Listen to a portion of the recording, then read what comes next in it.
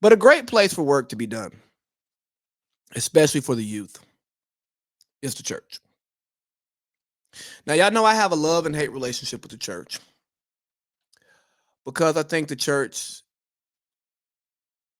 is supposed to be a great place. I think the church is a great place. I just think church folks, we were at church yesterday and pastor's preaching. He's a traditional guy. Next topic, but still a traditional guy. No. So we're gonna go there now. The traditional church needs needs new traditions. Needs true traditions. The church needs new traditions, right? So you think about church and government and academia. You take those three things. For the most part, they drive what we believe, what we think, how we act. They build our intellectual mind. They build our moral, our ethical mind, and all of that stuff. Right? That's where we Foundation, yeah. there we go. Good words. Thank you. That's why I married you. Yeah, that's where we build our foundation from. And ultimately, you want a solid foundation that doesn't just waver with the winds that come. But at the same time, you want a foundation that works in the environment that you put it in. Here in South Georgia, we can build a house on the ground, solid foundation, no problem. But where my dad lives in New Orleans, they can't build there. He can't build his house on the ground. It has to be elevated because they're below sea level. Now you understand back in the day, people were probably building on the solid ground foundation because that was just normal business. That's how we build houses. And then we say, hey, this ain't working. We gotta elevate a little bit, right? So we gotta build the house up so that when the waters come, we can still rise and not be flooded in. But the principles of the foundation didn't change. We just adapted it for our environment. And I think the church needs to, the traditional church needs to catch up to the times. Now, I'm not asking you to just start coming into church in blue jeans and t-shirts, okay? Because that just rubs me the wrong way. But if somebody does it, you shouldn't judge them. You understand what I'm saying? We had a preacher talk about how women need to cover themselves because they need to leave something to the imagination. And we've been together for over 2 years, and I've seen every square inch of her body. I don't have to imagine anything, and I'm good. I'm happy. I lived in a country where women would be covered from the neck down. Sometimes all you can see is their eyes, and all they can see was my eyes. you know, I've seen women half naked. Been to strip clubs. I've lived life. You can sit there and be like, ew, does nothing for me. So this old school idea of you gotta keep something hidden in the cup. No, you don't. Be yourself. Now, do I think it's distracting if somebody comes anywhere, especially in an environment of learning, right? Whether it's school, church, or work, and a half shirt and some short shorts or a short skirt? Yeah. But if that's what you want to do, it's your job to control your triggers, you know?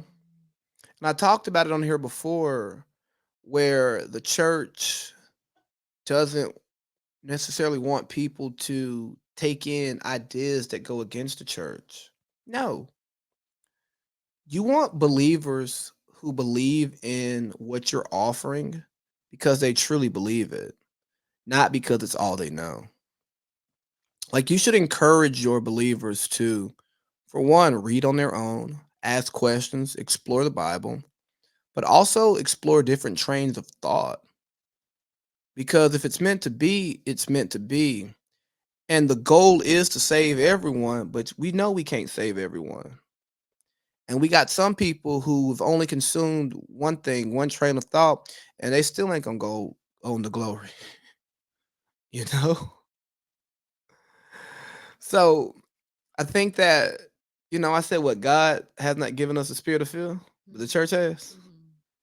Mhm. You can't be fearful. Like knowledge is power. And if there is pushback on what's being taught, that opens the door for a conversation. That creates learning. So now if I push back on what you're saying, you may now give me a defense and then show me something so I understand it and I learn it and I accept it.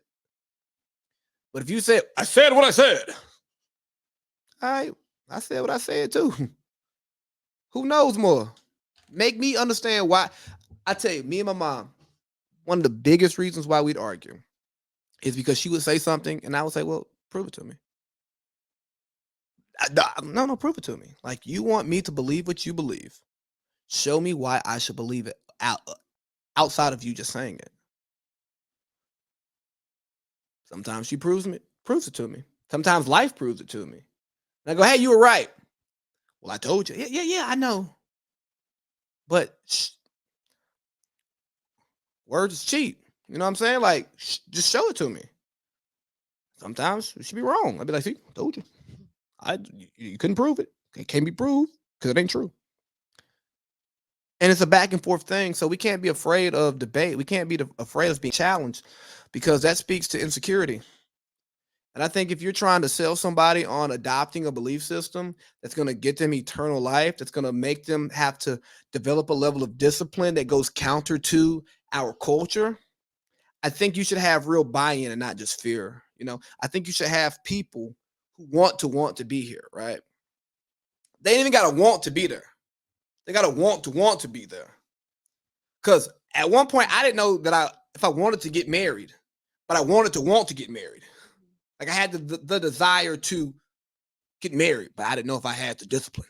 I didn't know if I could find a partner. I didn't know if I had the temperament. Like there's a lot that goes into it. But I found it. So that's what I think the traditional church has to do. They got to get younger, man. You need younger leadership. You don't need to just starve out your leadership because, well, they got to earn their stripes. I done been here 30 years. Okay, well, you 30 years dumb. You We wonder started somewhere too. exactly, and then you wonder why the age bracket of 18 to 35 doesn't go to church because they're not incorporated in the decision making process. They're not incorporated in different ministries. And the strong churches you see that attract that group, like YNC, what we used to go to, it was crazy to have like 1,000 people in there on a Tuesday. Yeah. I mean, I was driving an hour and 15 minutes, and that man preached for almost an hour. Yeah. Get excited up there yelling and wearing t-shirts and jeans. But it was young adult.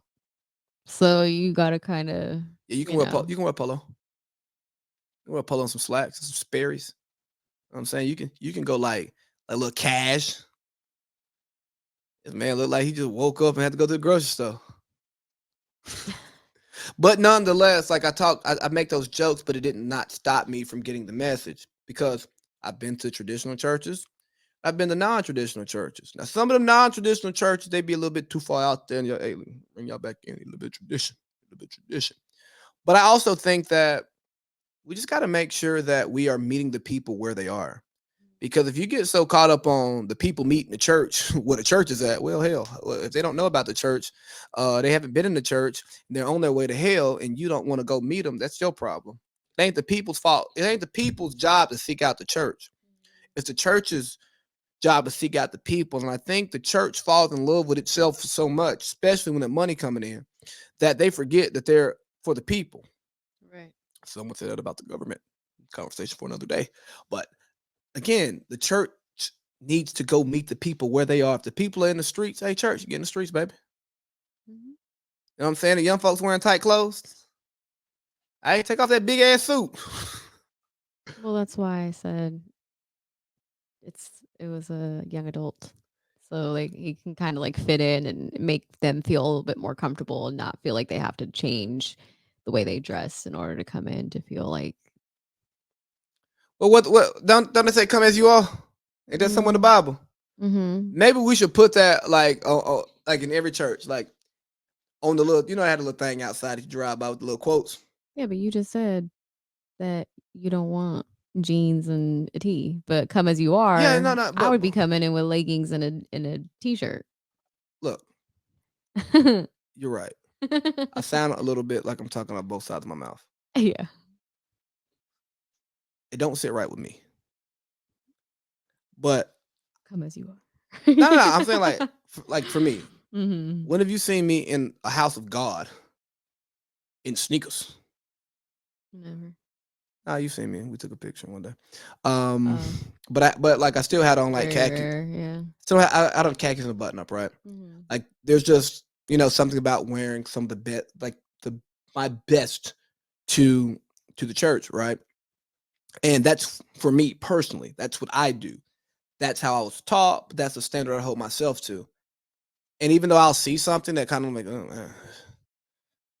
I wouldn't do that. But I'm not gonna sit there and say, "Hey, pastor," I won't say his name. You got a t-shirt and ripped jeans on. I ain't hearing nothing you're saying. No, I'm gonna hear it. I'm gonna receive it because if the word is the word is the word. If the word is wording, why would I not listen to it? Yeah. So I think the church just has to, bruh, stop being so old school and misogynistic, man. Like that shit ain't okay. You deep in text, huh? No, I was looking for the verse that says what is it? I was trying to figure out the exact words like go out go out and make disciples or something like that. Yeah, I know the verse you're talking about, Yeah, so I was but trying to find it so I can read it because you know how you were saying like they get so caught up being in the church. yeah, they don't want to. Yeah. They don't want to make disciples outside the church. Right. They just want to. They just want to work on the church. They're just Yeah. insular. Yeah. And some things can be insular, but I don't think that's the place of the church. I think. No, because even in the Bible it says go out and make disciples. Well, So it's not to sit there and just continue with the same crowd and just be in the church, to be in the four walls. No, you gotta beyond four walls. right. But that's church folks, man. Mm-hmm. Well, You- that's a part of the traditions that they need to the old traditions that they need to break. it's crazy that they follow the teachings of Jesus, but they act like the people that killed Jesus. Right. Yeah. The people in the church who get the most respect, who get the most clout, typically are those who spending the money, have a certain look, certain job, certain image. Judging others, But I don't think that was. closing others out. I don't really think that was Jesus. He was a common man. Right. He hung out in the streets. Right. He went to the places that they talk about or that Yeah, they're scared of yeah, or judge or whatever. I He was know. up in there. Yeah, because he a real one. Mhm.